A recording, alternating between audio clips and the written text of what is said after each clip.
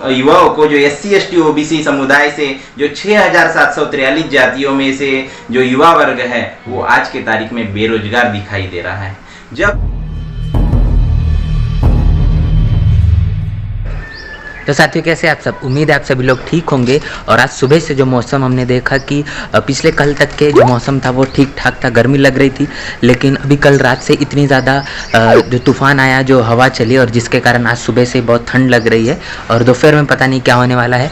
तो आज दो इम्पोर्टेंट काम मुझे है और उसके बाद में आज का जो टॉपिक है, जो आपने टाइटल पढ़ चुका होगा, इसी टाइटल पर बात करेंगे कि आखिर देश के अंदर में ये जो बेरोजगार ये इतने हद तक के पिछले 70 सालों से ऐसा नहीं हुआ, ऐसा क्यों हो रहा है, इसके पीछे का क्या कारण है और इसके पीछे में जो जिम्मेदार है उनके ऊपर में पूरी डिटेल बात करेंगे। तो व्लॉग में आखिर तक के जरूर बने रहिएगा। तो चलिए व्लॉग को कंटिन्यू करते हैं।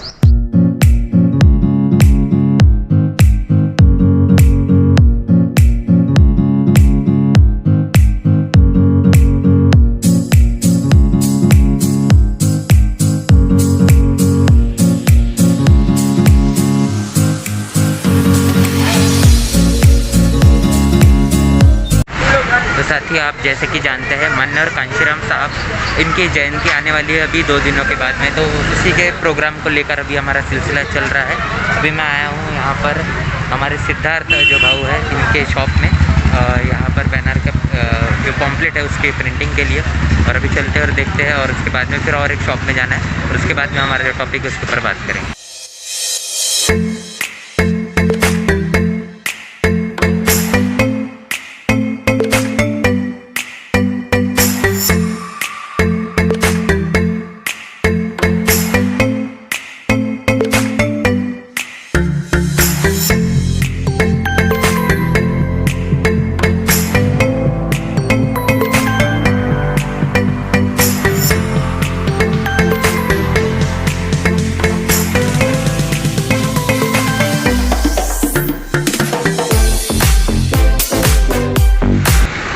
आप देख सकते हैं मेरे पीछे में शॉप है और यहाँ पर हम एक नए कॉन्सेप्ट को लेकर अपने विधानसभा में काम कर रहे हैं। वो क्या है, कुछ ही दिनों में जल्दी मैं आपको बताने वाला हूँ। मन्नर कांशीराम साहब की जयंती के उपलक्ष्य पर वो चीज़ें मैं आपको बताने की कोशिश करूँगा। और यहाँ पर ये काम फिनिश होने के बाद में फिर अपन चलते हैं ताई के इधर, और फिर अगर वो मिलते हैं तो कोशिश करेंगे उनसे बातचीत और आज के इस टाइटल के बारे में जानने के लिए आखिर क्या है। A few moments later.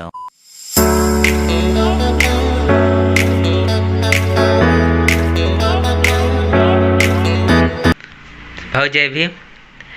तो ये हमारे संदीप आनंद जी, जो द थिंक एक सोच हमारा जो यूट्यूब चैनल है जिसका लिंक मैं डिस्क्रिप्शन में देने वाला हूँ, इसके चीफ एडिटर है। तो अभी मैं इनसे पूछना चाहता हूँ कि पिछले 1 महीने से मोदी रोजगार दो ये ट्विटर पे ट्रेंड हो रहा है, तो इसके ऊपर में आपका क्या कहना है? साथियों, जैसा आप सभी को मालूम है कि 2014 में मोदी सरकार ने चुनाव प्रचारों में एक प्रचार किया था कि हम 1 साल में 2 करोड़ नौकरियां देंगे। लेकिन साथियों 2021 चालू है, आज के तारीख में हमारे युवाओं को जो SC ST OBC समुदाय से जो 6743 जातियों में से जो युवा वर्ग है वो आज के तारीख में बेरोजगार दिखाई दे रहा है।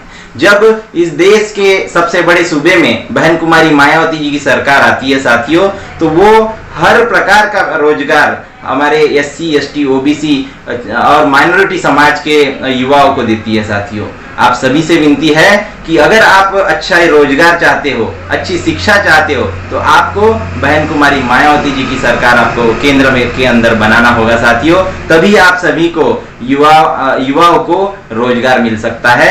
आप ऐसा करोगे इसी। A few moments later. तो चलिए साथियों, अभी मैं घर पहुंच चुका हूं और मन्नर कांशीराम साहब एक जो बात कहते हैं कि इस भारत देश के अंदर में इतना ज़्यादा रोजगार है कि हमको फॉरेन कंट्री से लोगों को बुलाकर उन्हें रोजगार देना पड़ेगा। लेकिन ऐसा होने के बावजूद भी हमारे देश के अंदर में अगर बेरोजगारी चरम सीमा पर है, पूरे 70 वर्षों के अंदर में ऐसा नहीं हुआ, ऐसा अभी वर्तमान परिस्थिति में चल रहा है, अभी प्रेजेंट में ऐसा हो रहा है। तो ऐसा आखिर क्यों हो रहा है, इसके पीछे का क्या कारण है?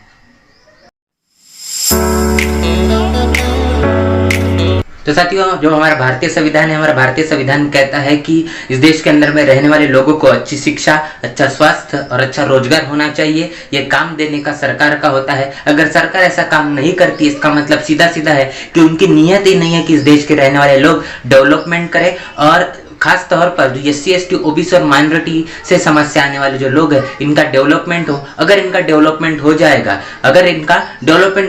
हो जाएगा तो ये लोग सवाल करना शुरू कर देंगे, और जहां पर सवाल करना शुरू कर देंगे तो बड़े बड़े लोगों की कुर्सियां तक हिल जाती है साथियों। जहां पर सवाल किया जाता है, जहां पर समाज जागृत होता है। तो क्या आप जागृत हैं?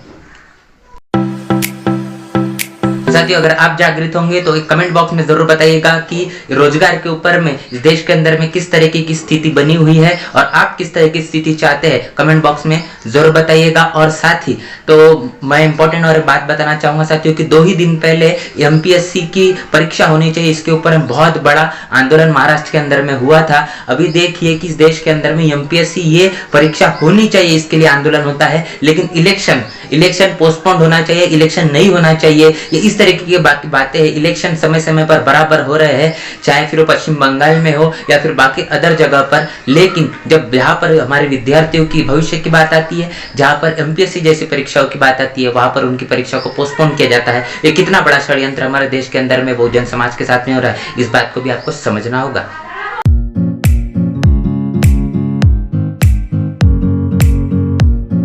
और साथियों, क्या आप जानते हैं कि ये जो हमारे देश के अंदर में जो बेरोजगारी के आंकड़े हैं, ये सार्वजनिक रूप से नहीं है। जो सार्वजनिक रूप से गूगल के अंदर में आप देखोगे तो आपको बेरोजगारी के आंकड़े हमारे देश में कितने हैं ये भी आप पता नहीं कर सकते। इस देश के अंदर में जो सरकार चल रही है, उन्होंने कितना बड़ा षड्यंत्र हमारे लिए कर चुका है, आप समझ सकते हैं इस बात को।